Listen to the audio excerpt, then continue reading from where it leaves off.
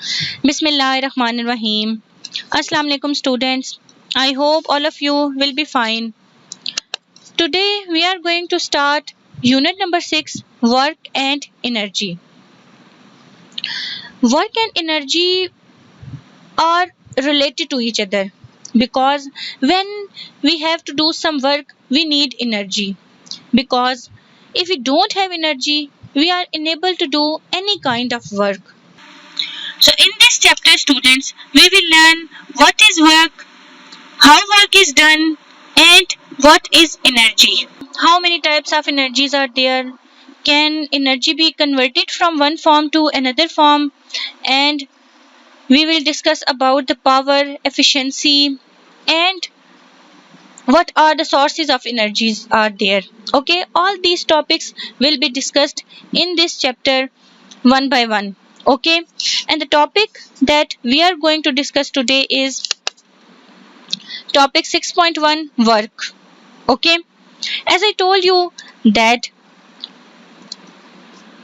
what is mean to do work, generally work refers to perform some task or job.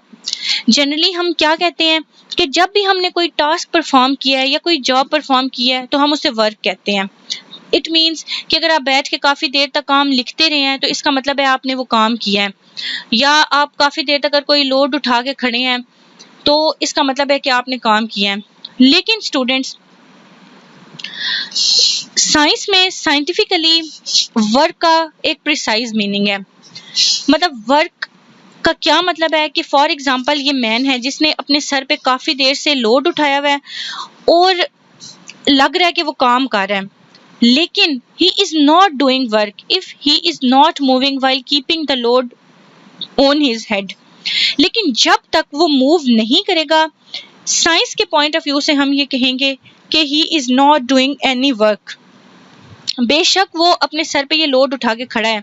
इसी तरह अगर हम एक और एग्जांपल को डिस्कस करें तो अगर आप एक हैवी ट्रक को धक्का लगाने की कोशिश करें, अब आप अपनी पूरी एनर्जी लगा रहे हैं उसको, लेकिन वो ट्रक मूव नहीं कर रहा, तो जब तक वो मूव नहीं करेगा, कोई डिस्टेंस कवर नहीं करेगा, इसका मतलब है कि from the point of view of science you have not done any work. Okay, क्योंकि scientifically work is done only when an effort or force moves an object, and when work is done energy is used. Scientifically work तभी होगा जब आप किसी object पे force लगाएंगे और वो ऑब्जेक्ट मूव करेगी. जैसे हमने एक स्टोन उठा के उस पे फोर्स लगाई और उसको फेंका और उसने थोड़ा सा डिस्टेंस कवर किया, तब ही वर्क डन होगा. ओके, जब तक कोई मूवमेंट नहीं हो रही फोर्स के अप्लाई करने से, तब तक चाहे आपकी एनर्जी यूज्ड हो भी जाए तो आपने कोई वर्क डन नहीं किया. एंड किसी भी टाइप का वर्क करने के लिए आपको एनर्जी की ज़रूरत होती है. दैट्स वाई वर्क और एनर्जी आपस में रिलेटेड है. इसीलिए इस चैप्टर का नाम है वर्क एंड एनर्जी, क्योंकि वर्क उसी सूरत में होगा जब हमारे पास हमारी बॉडी में एनर्जी होगी उस वर्क को परफॉर्म करने के लिए. ओके, सो हमने क्या डिस्कस किया कि वर्क डन के लिए क्या ज़रूरी है, तो हम देख लेते हैं कि कौन सी कंडीशंस हैं that are to be satisfied for the performance of work. So first of all there must be an applied force. सबसे पहली बात ये कि बॉडी पे फोर्स अप्लाई करना मस्ट है. And the second one is there must be a displacement, कि उस बॉडी ने कुछ ना कुछ डिस्प्लेसमेंट कवर करनी है. जैसे आपको ये फिगर में नजर आ रहा है कि ये पर्सन जो है ये इस क्रेट को क्या कर रहा है, फोर्स लगा रहा है, और जब इसने फोर्स लगाई तो क्या हुआ, उसने कुछ डिस्टेंस कवर किया, तो इसका मतलब है कि इसने वर्क डन किया है. दीज आर द कंडीशंस जिनको सेटिस्फाइड होना जरूरी है अगर हमने वर्क को परफॉर्म करना है. Okay, now we will see the proper definition of work. So in physics के पॉइंट ऑफ व्यू से work is said to be done. Work कब डन होगा, when a force act on a body, जब एक force body पे act करेगी and moves it in the direction of force, और वो बॉडी को उसी डायरेक्शन में मूव करवाएगी जो डायरेक्शन फोर्स किया है. जैसे आपको ये फिगर में नजर आ रहा है कि ये पर्सन जिस तरफ फोर्स लगा रहा है वो बॉडी उसी तरफ मूव करके जा रही है, उसी डायरेक्शन में जा रही है. ओके, लेकिन स्टूडेंट्स सम टाइम ये प्रॉब्लम होता है कि हमें समझ नहीं आती कि how much work is done, कि वर्क कितना डन हुआ है। तो वो देखने के लिए हमें क्या करना पड़ता है, naturally greater is the force acting on the body and longer the distance moved by it, larger would be the work done.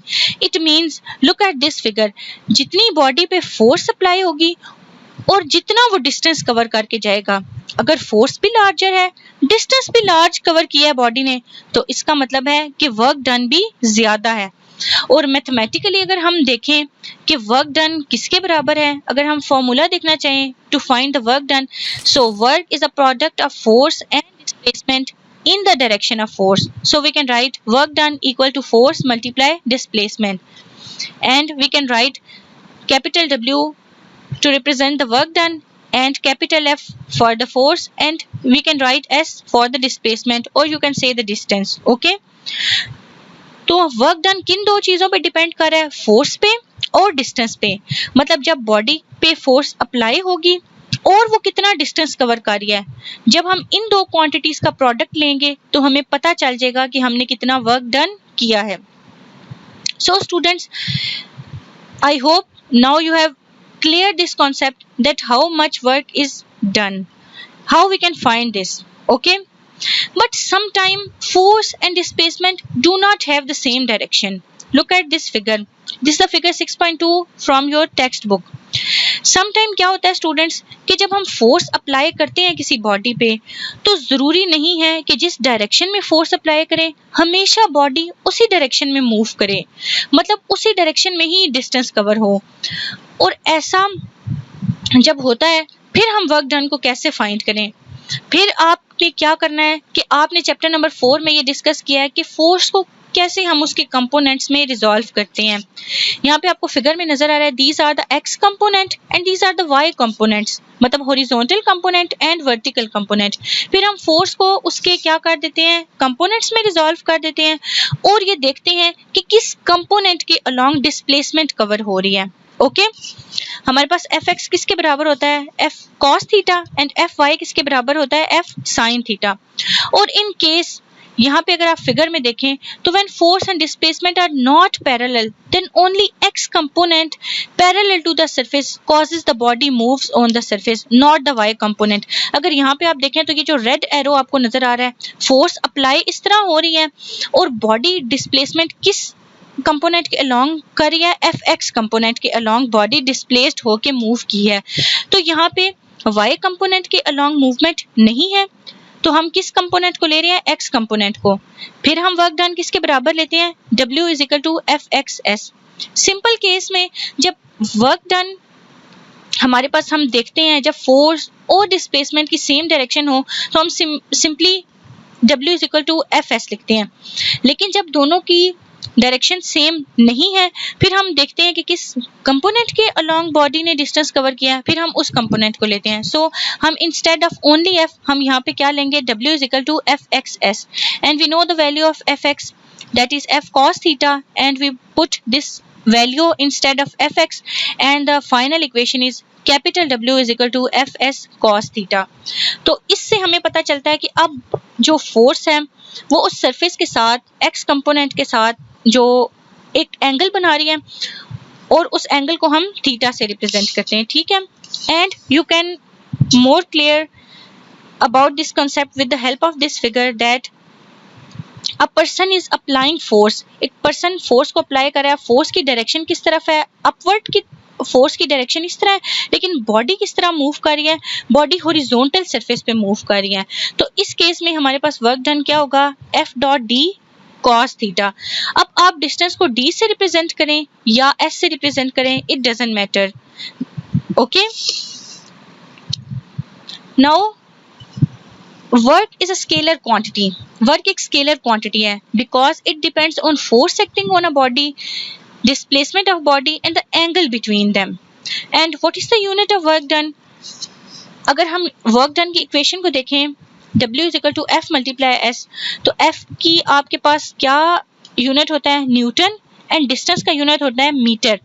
तो हम ये कह सकते हैं कि वर्क डन का यूनिट न्यूटन मीटर है, but the SI unit of work done is joule, and we can define it as the amount of work done is 1 joule. When a force of 1 Newton displaces a body through 1 meter in the direction of force, हमारे पास work done 1 joule होगा अगर एक body पे 1 Newton force लग रही है और वो उसको 1 मीटर का डिस्टेंस कवर करवा रही है.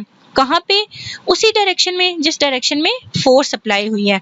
तो हम वर्क डन का ऐसा यूनिट क्या बताते हैं? 1 जाउल. और जाउल स्मॉल यूनिट है, इसके बिग यूनिट्स भी हम यूज कर सकते हैं. फॉर एग्जांपल 1 किलो जाउल और 1 mega joule. You know kilo and mega are the prefixes that you have already learned in the chapter number 1 in detail. Okay, now there is a solved example related to this topic in your textbook that a girl carries a bag upstairs. For example, ये एक girl एक 10 kg के bag को लेके stairs पे जा रही है to a height of 18 steps. मतलब उसने 18 स्टेप की हाइट पे जाना है, वो गई है. And each step is 20 centimetre high. अगर हम हर स्टेप की हाइट को देखें तो वो 20 सेंटीमीटर है. अब हमने कैलकुलेट करना है कि कितना वर्क डन किया उसने.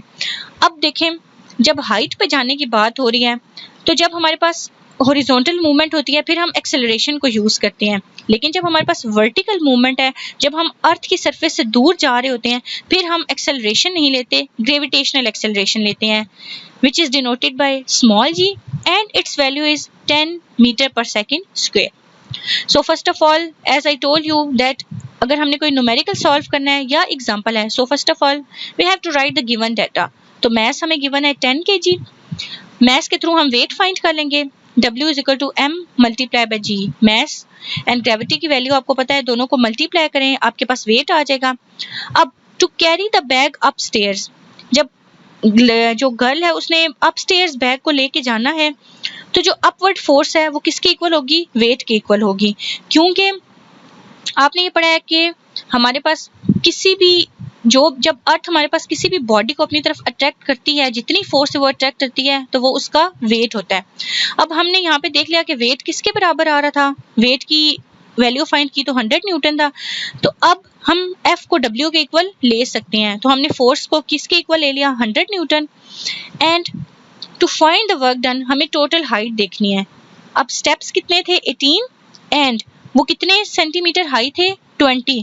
अब सेंटीमीटर को जब हम मीटर में कन्वर्ट करेंगे, because metre is the SI unit of distance और हाइट, सो वो कन्वर्ट करने के बाद 0.2 मीटर आएगा. एंड जब हम इन दोनों को मल्टीप्लाई करेंगे the answer is 3.6 metre. And now we put both these value in the equation. W is equal to F multiply H. अब यहाँ पे हमने S क्यों नहीं लिखा? S इसलिए नहीं लिखा कि बॉडी की जो मूवमेंट थी, इस गर्ल की जो मूवमेंट थी वो हाइट की तरफ थी, वर्टिकल मूवमेंट थी, हॉरिजॉन्टल नहीं थी. अगर हॉरिजॉन्टल होती तो हम यहाँ पे H की जगह S लिखते. सो हमें फोर्स की वैल्यू भी पता है, हाइट की वैल्यू भी पता है. जब हम इन दोनों को मल्टीप्लाई करेंगे तो हमें पता चल जाएगा कि the girl has done 360 joule of work. I hope students you got it. So practice this example at least 3 to 4 times. Okay? And it is the time for your home task. You have to do the 6.2 and 6.3 questions from the textbook exercise of chapter number 6. Try to solve these questions with the help of this lecture, and also you have to do the numerical 6.1 that a man has pulled a cart through 35 metre applying a force of 300 newton. Find the work done. अब students आपको इस numerical में distance भी given है, S की value भी given है and force की वैल्यू भी गिवन है, एंड आपने वर्क डन फाइंड करना है. And you know work done is equal to F multiply by S. Okay, so solve this numerical. And also you have to solve this mini exercise that a crate is moved by pulling the rope attached to it. It moves 100 meter on a straight horizontal road by a force of 100 Newton.